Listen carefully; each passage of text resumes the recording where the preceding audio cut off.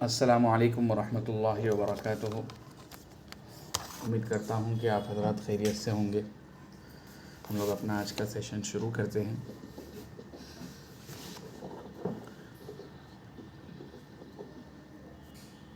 نحمده ونصلی علی رسولہ الکریم، اما بعد، اعوذ باللہ من الشیطان الرجیم، بسم اللہ الرحمن الرحیم۔ وما ارسلناک الا رحمۃ للعالمین، صدق اللہ العظیم۔ معزز سرپرست حضرات، عزیز طلباء اسلامی کھپکے اور دیگر سننے والے دیگر حضرات، اس دنیا میں سب سے بہترین انسان وہ ہے جو صحیح نظریے کو سیکھے اور اس کو سکھائے، کیونکہ انسان کی شخصیت اس کے جسم سے نہیں بلکہ اس کی سوچ سے ہے۔ یقیناً جسم کا اعتبار ہے اس دنیا کے اندر، لیکن وہ جسم اس وقت تک بے فائدہ اور بیکار ہے جب تک اس جسم کے اندر موجود روح میں، اس کے دل میں صحیح نظریہ نہ ہو۔ اللہ تعالیٰ نے اس صحیح نظریے کو سمجھانے، اس کو لوگوں میں پھیلانے کے لیے بہت سارے پیغمبروں کو بھیجا، جن کی اتباع کرنے کے ذریعے سے انسانیت ایک بامقصد زندگی گزارے۔ ہر قوم میں نبی اور رسول اللہ تعالیٰ نے بھیجے ہیں، آخر میں محمد عربی صلی اللہ علیہ وسلم کو اللہ تعالیٰ نے بھیجا، جو تمام انبیاء میں سب سے افضل ہے، جو ساری انسانیت کے سردار ہے۔ ان کے سلسلے میں اللہ تبارک و تعالیٰ نے قرآن کریم میں فرمایا ہے، وَمَا أَرْسَلْنَاكَ إِلَّا رَحْمَةً لِلْعَالَمِينَ، یا رسول اللہ، ہم نے آپ کو سارے جہاں والوں کے لیے، ساری یونیورسز کے لیے رحمت بنا کر بھیجا ہے۔ ان کے احترام کے تعلق سے اللہ تبارک و تعالیٰ نے فرمایا ہے، یا ایھا الذین آمنوا لا ترفعوا اصواتکم فوق صوت النبی ولا تجہروا له بالقول کجہر بعضکم لبعض ان تحبط اعمالکم وانتم لا تشعرون۔ سورہ حجرات کی آیت ہے، جس کا ترجمہ اور مفہوم یہ ہے کہ اللہ کے رسول کے سامنے ایمان والوں کو بلند آواز سے بات کرنے کی اجازت نہیں ہے، کیونکہ اگر بلند آواز سے بات کرو گے تو تمہارے اعمال ضائع ہو جائیں گے، اللہ کے رسول کی شان کے خلاف ہے۔ اسی طریقے سے سورہ آل عمران میں اللہ تبارک و تعالیٰ فرماتا ہے، اِن کنتم تحبون اللہ فاتبعونی، اگر تم اللہ تعالیٰ سے محبت کرنا چاہتے ہو، اللہ کی رضا چاہتے ہو، تو میری اتباع کرو، یعنی کہ رسول اللہ صلی اللہ علیہ وسلم کی اتباع کا اللہ تعالیٰ حکم دلوا رہا ہے آپ علیہ السلام کے زبانی۔ اگر کامیابی چاہیے تو محمد الرسول اللہ کی اتباع کرنی ہوگی، ورنہ کامیابی نہیں ملے گی، اللہ کی رضا نہیں ملے گی۔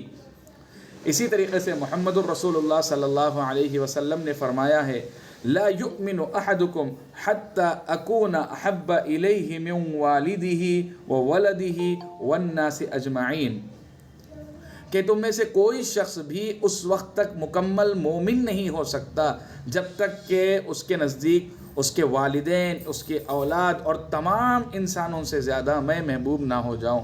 یعنی کہ محمد الرسول اللہ صلی اللہ علیہ وسلم کی محبت ہم سب کے لیے اس دنیا کے ہر چیز سے زیادہ اہم ہونی چاہیے۔ تو ہم اس سے اندازہ لگا سکتے ہیں کہ اللہ تعالیٰ نے قرآن کے اندر اور اللہ کے رسول صلی اللہ علیہ وسلم کی زبانی حدیثوں کے اندر کتنی زیادہ محمد الرسول اللہ صلی اللہ علیہ وسلم کی اہمیت بتائی ہے، ان سے محبت کرنے کے لیے کہا ہے، ان کی اتباع کرنے کا حکم دیا ہے۔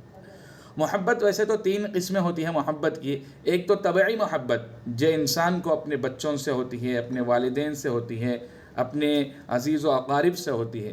دوسری ایمانی محبت، یعنی جہاں پر ایمان کے تقاضوں کے مطابق کوئی کام دیکھتا ہے انسان، تو یا کسی انسان کو ایمان پر عمل کرنے والا، اسلام پر عمل کرنے والا دیکھتا ہے تو اس سے انسان کو محبت ہو۔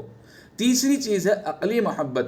عقلی محبت کا مطلب ہوتا ہے کہ کسی چیز کے صحیح ہونے کو عقل بتا رہی ہے تو انسان اس کو پسند کرے، اس کو کرنے کی کوشش کرے، اور جس چیز کے بارے میں عقل سے سمجھ میں آ رہا ہے کہ یہ غلط ہے تو انسان اس سے بچے۔ ویسے دیکھا جائے تو یہ ایمانی محبت اور عقلی محبت آپس میں ایک دوسرے کے متضاد یا ایک دوسرے کا اپوزٹ نہیں ہے، لیکن چونکہ فکر کے اعتبار سے لوگوں میں اختلاف ہوتا ہے، اس لیے ایمانی اور عقلی محبت کو الگ الگ بتایا گیا ہے۔ انسان جب بھی کسی سے محبت کرتا ہے، ایمانی محبت اور عقلی محبت، تو اس کی 3 وجوہات ہوتی ہے۔ ایک تو ہے کہ سامنے والے کے اندر حسن ہو، دوسرا یہ کہ اس کے اندر کمال ہو، تیسرا یہ ہے کہ وہ احسان، اچھائی کرنے والا ہو۔ ہم محمد الرسول اللہ صلی اللہ علیہ وسلم کو اگر دیکھیں حسن کے اعتبار سے، تو اللہ کے رسول کے شاعر سے مروی ہے، انہوں نے اللہ کے رسول صلی اللہ علیہ وسلم کے شان میں جو شعر کہے ہیں، وَأَحْسَنَ مِنْكَ لَمْ تَرَ قَطُّ عَيْنِي وَأَجْمَلَ مِنْكَ لَمْ تَلِدِ النِّسَاءُ خُلِقْتَ مُبَرَّأً مِنْ كُلِّ عَيْبٍ كَأَنَّكَ قَدْ خُلِقْتَ كَمَا تَشَاءُ۔ یعنی کہ اس دنیا میں آپ سے زیادہ خوبصورت کسی کو نہیں دیکھا ہے آنکھوں نے، اور آپ سے زیادہ خوبصورت کسی کو عورتوں نے پیدا نہیں کیا ہے، اور ایسا ہے کہ گویا آپ ہر عیب سے پاک اپنی پسند کے مطابق پیدا کیے گئے ہیں۔ اسی طریقے سے ایک دوسرا بھی شعر کہا گیا ہے، یہ اشعار کے ذریعے سے بتانا ہے بس کہ اللہ کے رسول صلی اللہ علیہ وسلم کے دیکھنے والے لوگوں نے اللہ کے رسول صلی اللہ علیہ وسلم کی کیسی تعریف کی ہے۔ صحابہ اکرام جنہوں نے آپ علیہ السلام کو دیکھا ہے، انہوں نے کہا ہے کہ اگر اللہ کے رسول صلی اللہ علیہ وسلم کو ایک طرف دیکھا جاتا اور دوسری طرف 14ویں رات کے چاند کو، یعنی کہ فل منڈے میں چاند کو دیکھا جاتا، تو اس وقت میں اللہ کے رسول صلی اللہ علیہ وسلم کا چہرہ زیادہ خوبصورت معلوم ہوتا تھا۔ یہ تو اللہ کے رسول صلی اللہ علیہ وسلم کے حسن کا معیار تھا۔ دوسری طرف اللہ کے رسول صلی اللہ علیہ وسلم کا کمال، تو اللہ کے رسول صلی اللہ علیہ وسلم نے خود فرمایا ہے، انا اکثر الانبیاء اتبعا، میں قیامت کے دن تمام انبیاء میں زیادہ فالوورز والا رہوں گا، میرے سب سے زیادہ فالوورز رہیں گے۔ آج کی دنیا میں، سوشل میڈیا والی دنیا کے اندر، جہاں فینس اور فالوورز کا ایک بھوت چڑھا ہوا ہے سب کے اوپر، وہاں اللہ کے رسول صلی اللہ علیہ وسلم فرما رہے ہیں کہ ساری انسانیت میں سب سے زیادہ فالوورز، اچھائی کے اعتبار سے، برائی کے اعتبار سے اگر فالوورز ہے تو ان کے اعتبار بھی نہیں ہے، اچھائی کے اعتبار سے فالوورز میرے رہیں گے۔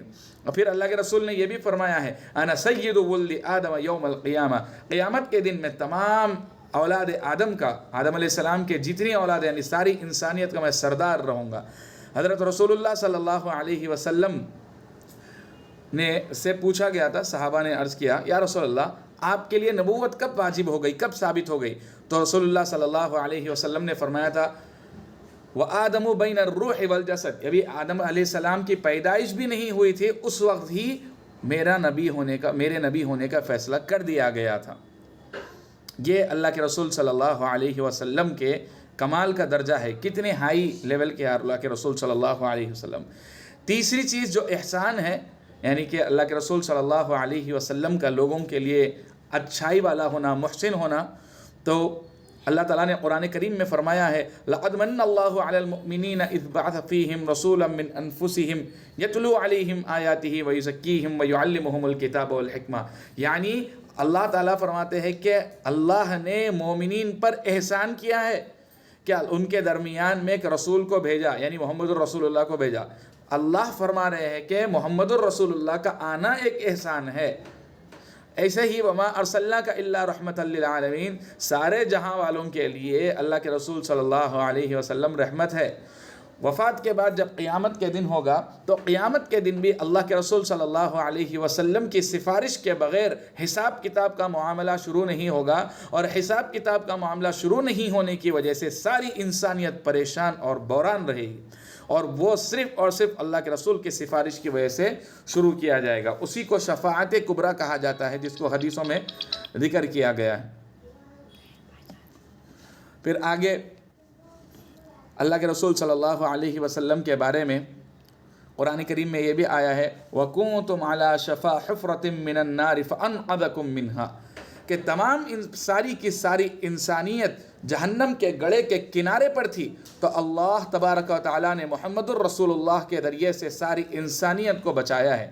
چنانچہ اگر محمد الرسول اللہ صلی اللہ علیہ وسلم کے بغیر بھی انسانیت کا بیڑا پار ہو سکتا تھا، انسانیت ترقی کر سکتی تھی جو ترقیات ہم آج کے زمانے میں دیکھ رہے ہیں، تو سوال ہے کہ اتنے سالوں سے انسانیت اس دھرتی پر بسی ہوئی تھی، محمد الرسول اللہ کو آئے ہوئے تو قریب 1450 سال ہی ہوئے ہیں لونار کیلنڈر کے حساب سے، صرف 1450 سال ہوئے ہیں، اور دوسری طرف انسانیت کی آبادی اس دنیا میں 5000 سال سے زائد ہو چکی ہے۔ سائنٹیفک رپورٹس کے مطابق آرام سے 5000 سال کے اوپر ہماری آبادی انسانیت کی موجود ہے، لیکن جو ترقی، جو انقلابی کارنامے اس زمانے میں ہو رہے ہیں وہ اس سے پہلے کبھی نہیں ہوئے ہیں۔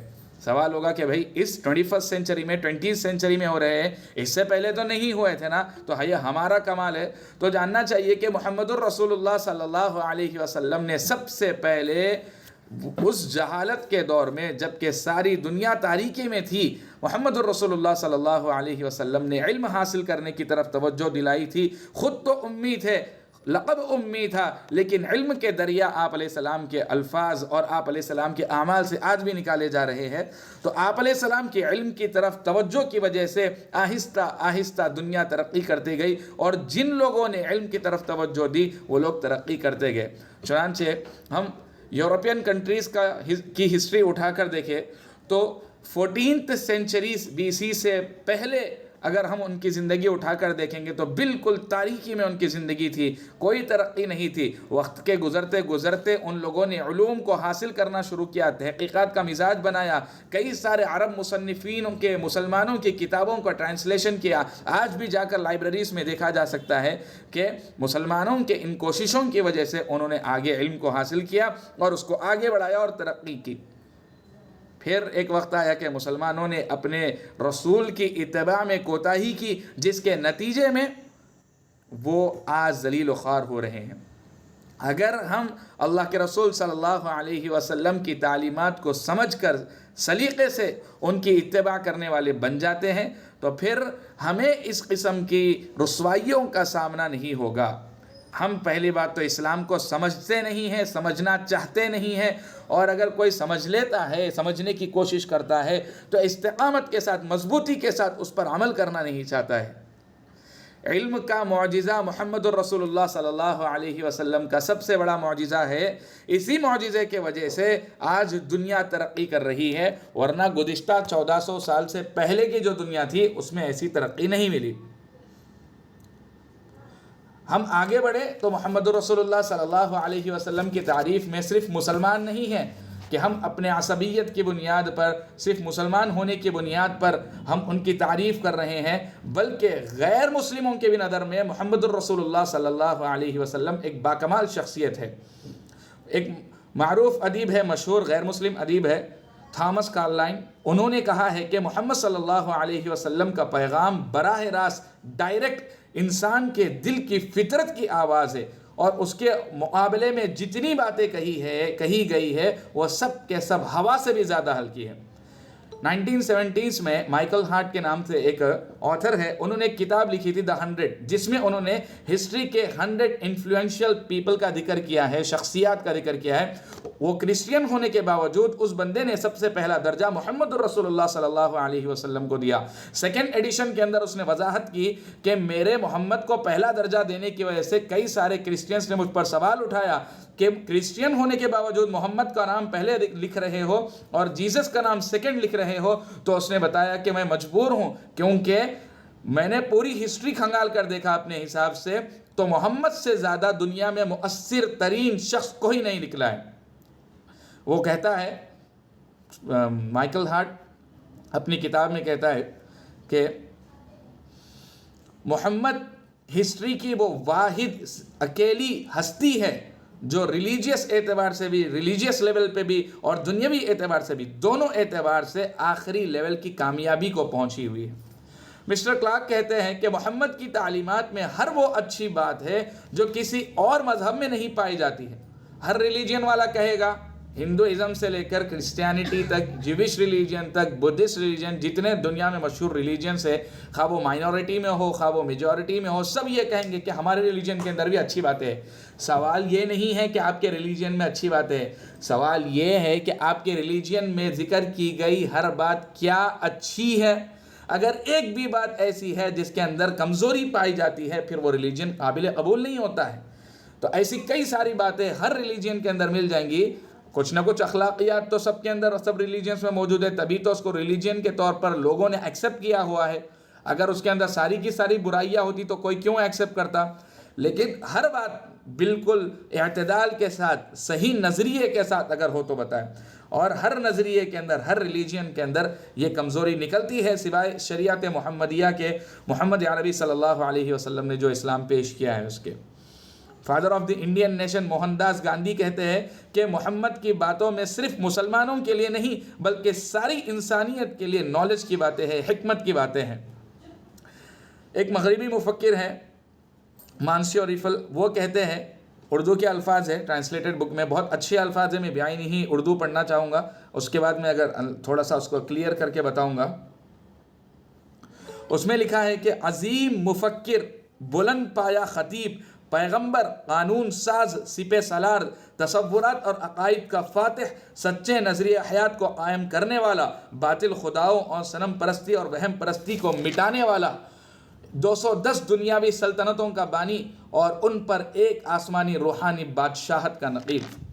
اتنے بہترین الفاظ کہے ہیں ایک نان مسلم نے.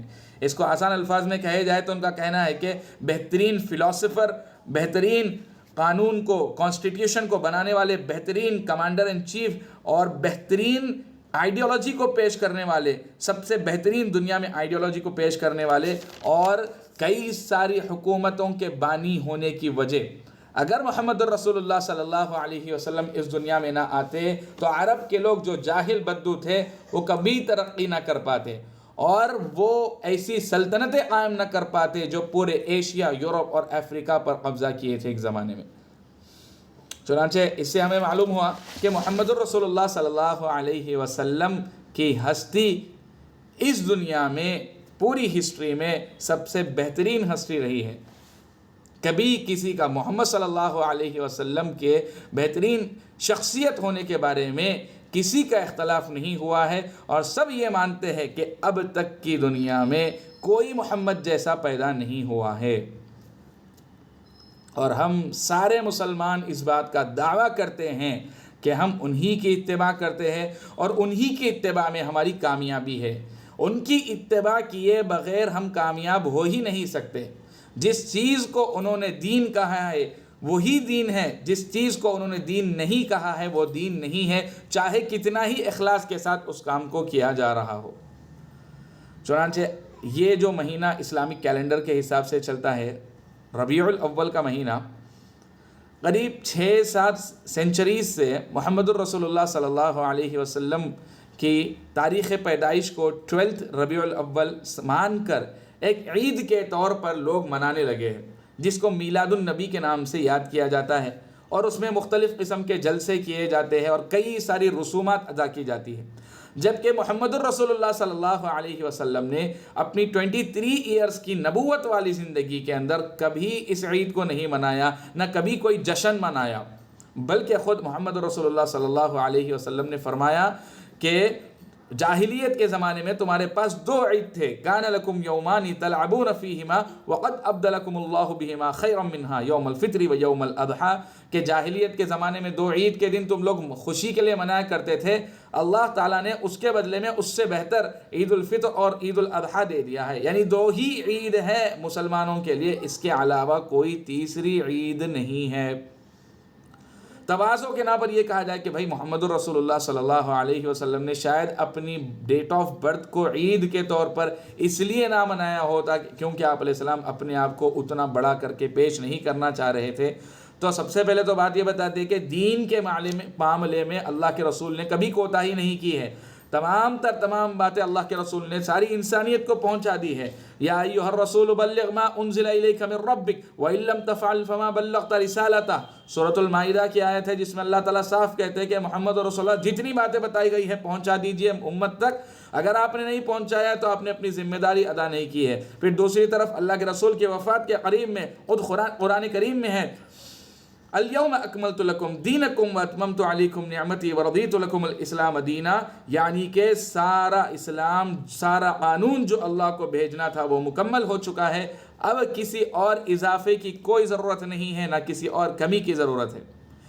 چنانچہ محمد رسول اللہ صلی اللہ علیہ وسلم نے کوئی کوتاہی نہیں کی دین کو پہنچانے میں اور اگر مان لیا جائے کہ محمد صلی اللہ علیہ وسلم نے ان کے تواضع کی بنیاد پر اس بات کو نہیں پیش کیا ہے، تو بھئی صحابہ تھے جو ہم سے زیادہ دین کی اتباع کرنے والے، ہم سے زیادہ دین سے محبت کرنے والے، اولئک الذین امتحن اللہ قلوبہم للتقوی کے علم بردار، کہ اللہ تعالیٰ نے ان کے دلوں کو مان لیا ہے، ان کے دلوں کو آزما لیا ہے۔ ان لوگوں نے کبھی نہیں کہا، ان لوگوں نے کبھی اللہ کے رسول صلی اللہ علیہ وسلم کی ڈیٹ آف برتھ کو کسی قسم کے جشن کے طور پر نہیں منایا۔ آگے بڑھے تو حضرت ابوبکر رضی اللہ عنہ جیسے ہی اللہ کے رسول کے بعد خلیفہ بنے تھے تو کچھ لوگوں نے ارتداد اختیار کر لیا تھا، کچھ لوگوں نے زکوٰۃ ادا کرنے سے منع کر دیا تھا۔ تو اس وقت حضرت ابوبکر رضی اللہ عنہ نے ایک تاریخی جملہ کہا تھا کہ اَيُنْقَصُ الدِّينُ وَأَنَا حَيٌّ، کیا دین کے اندر کمی کر دی جائے اور میں زندہ رہوں؟ اگر کوئی شخص ایک رسی بھی صدقہ کرتا تھا، وہ صدقہ کرنے سے، زکوٰۃ میں ادا کرنے سے پیچھے ہٹ جائے تو میں اس سے بھی جنگ کروں گا۔ ایسے دین کے متبع اور ایسے دین کی حفاظت کرنے والے لوگوں نے، ابو بکر نے 2 سال میں کبھی بھی محمد رسول اللہ صلی اللہ علیہ وسلم کی یوم پیدائش کو کوئی جشن نہیں منایا۔ 10 سال تک عمر بن خطاب کی خلافت رہی ہے، جو حضرت ابوبکر کے بعد خلیفہ بنے ہیں۔ انہی کی خلافت کے زمانے میں مسلمانوں کی حکومتیں عرب سے آگے بڑھ کر سینٹرل ایشیا تک آ گئی تھی، افریقہ میں گئی تھی اور یورپ کے کچھ علاقوں تک پہنچ گئی تھی، لیکن اس کے باوجود اس بندے نے کبھی عید میلاد النبی کے نام پر کوئی عید نہیں منایا۔ حقیقت یہ ہے کہ میلاد النبی کا جو نظریہ مسلمانوں میں پایا جاتا ہے، یہ غیروں کی مشابہت کا نتیجہ ہے۔ کرسمس، جنماشٹمی، اس قسم کے کئی سارے تہوار غیر مسلموں کے درمیان میں پائے جاتے ہیں جن سے مسلمان متاثر ہو گئے ہیں، اور اس کی وجہ سے یہ عید میلاد النبی ان لوگوں نے منانا شروع کیا ہے۔ اس کی حقیقت یہ ہے کہ 6th سینچری ہجری کے حساب سے 6th سینچری ہجری میں موصل سیریا کے پاس کا ایک علاقہ ہے، وہاں کے بادشاہ ابو سعید کوکبری نے سب سے پہلے اس میلاد النبی کے جشن کو شروع کیا تھا، اور ایک ضمیر فروش عالم ابو الخطاب عمر نے جائز ہونے کا فتویٰ بھی دے دیا، جس کے نتیجے میں لوگوں کے درمیان میں یہ نظریہ پھیل گیا، اور آہستہ آہستہ یہ چلتے چلتے اتنے خرافات اس میں آ گئے ہیں۔ آج عید میلاد النبی میں اگر ہمارے حیدرآباد کی گلیوں کو دیکھا جائے تو ڈی جے لگایا جاتا ہے۔ ابھی گنیش چترویدی کے نام پر جیسے مختلف جگہوں پر گنیش کو بٹھایا جاتا ہے، ان کے لانے لے جانے کی وجہ سے کتنی ٹریفک کو بلاک ہوتی ہے، کتنا حکومت کو انتظام کرنا پڑتا ہے۔ ایسے ہی حالت عید میلاد النبی کے نام پر کئی سارے مسلمان کرتے ہیں۔ نوائز پولیوشن ہوتا ہے، رات رات تک جاگ رہے ہوتے ہیں، صبح کی نماز بیکار ہو جاتی ہے، ضائع ہو جاتی ہے۔ اس قسم کے حرکتیں، اس قسم کے حالات ایک مسلمان عید کے اندر نہیں ہو سکتے ہیں۔ عید الفطر اور عید الاضحیٰ کو اگر سلیقے کے ساتھ، اسلامی آداب کے ساتھ اگر منایا جاتا ہے تو اس کے اندر بھی گورنمنٹ کو دخل دینے کی بھی ضرورت نہیں پڑتی ہے۔ روڈ بلاک کرے بغیر نماز پڑھنا چاہیے، عید کی نماز پڑھنی ہے، روڈ بلاک کرے بغیر اسلامی آداب اور اصول کی رعایت کرتے ہوئے پڑھیں گے تو گورنمنٹ کو آنے کی ضرورت ہی نہیں ہے۔ روزانہ نمازیں ہوتی رہتی ہیں، ایک دن روڈ کے اندر ٹریفک ہی کم ہو جائے گی عید کی وجہ سے۔ دوسری طرف عید الاضحیٰ ہے، عید الاضحیٰ کے اندر جانور کو قربان کرنا ہے تو اسلامی آداب ہے کہ کچرا نہیں پھینکنا چاہیے یہاں وہاں، ایسا کچھ نہیں ہونا چاہیے، خون راستے میں بہانا نہیں چاہیے۔ ان تمام چیزوں کی رعایت کریں گے تو گورنمنٹ کو بھی پریشانی نہیں ہوگی اور کوئی تکلیف نہیں ہوگی۔ اور دوسری طرف عید میلاد النبی کے نام پر جتنا زیادہ روڈوں پہ نوجوان لڑکوں کا پھرنا، روڈوں کو بلاک کر کے جلسے کرنا، اس قسم کی جو چیزیں ہوتی ہیں یہ تمام تر اسلامی تعلیمات کے خلاف ہے۔ مزید میں آگے تحقیق کے طور پر بتا دوں آپ حضرات کو کہ 12 ربیع الاول کو اللہ کے رسول صلی اللہ علیہ وسلم کی پیدائش کے دن کے طور پر منایا جانا ثابت ہی نہیں ہو سکتا، کیونکہ آپ علیہ السلام کی پیدائش 12 تاریخ کو ربیع الاول کی ثابت ہی نہیں ہے۔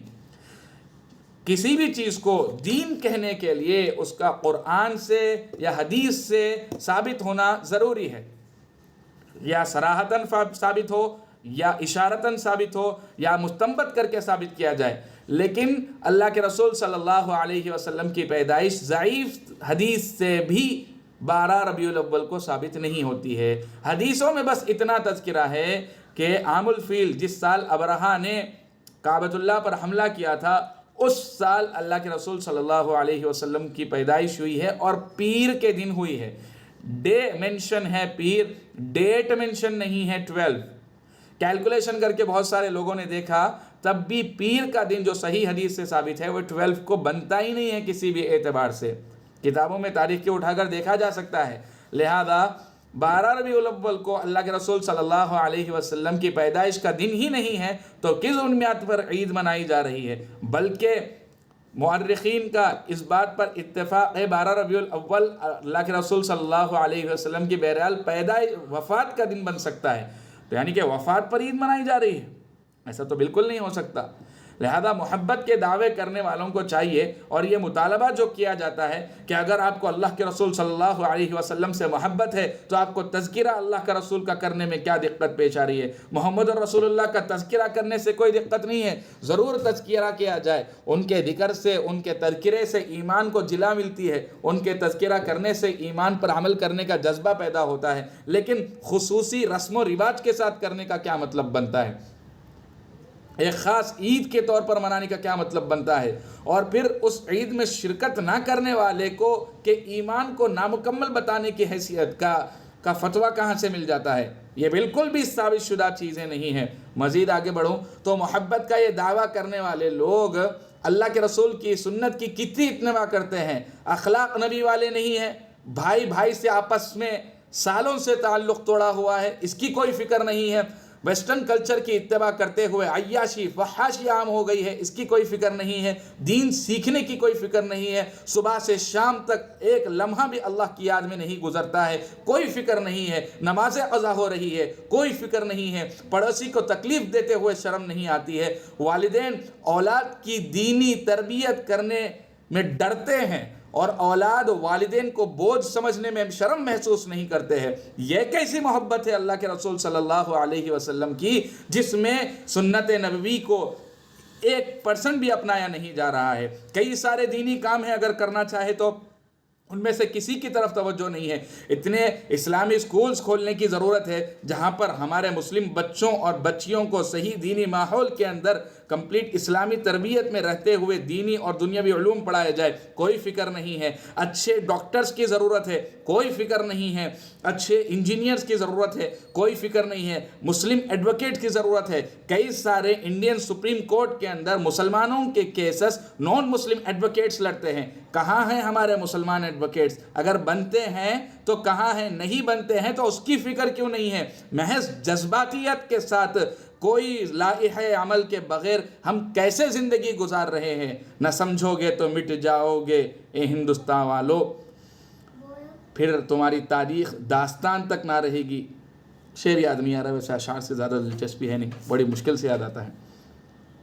خیر خلاصہ اس کا یہ ہے کہ اگر ہم سمجھیں گے نہیں تو ہماری تاریخ میں ہماری حیثیت کو مکمل مٹا دیا جائے گا۔